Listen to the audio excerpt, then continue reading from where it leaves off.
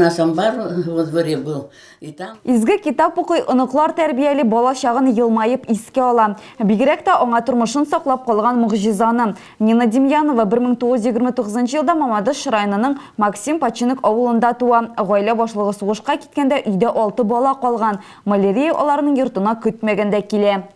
И там меня никто не искал.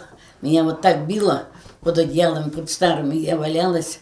И потом вот этой хиной нас поили. Хина, акрихин был. Желтые, зеленые эти таблетки. Вот.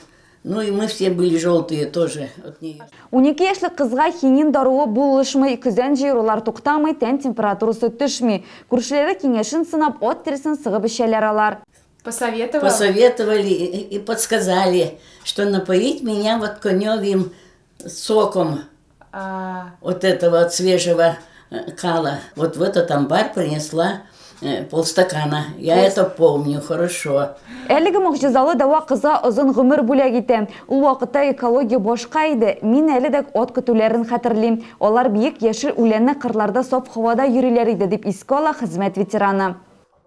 Нина Демьяновна малярияны җиңгәннән соң әтисен сугыштан каршы ала, кияүгә чыга, Мамадышка күчеп килә һәм 2 бала тәрбияләп үстерә.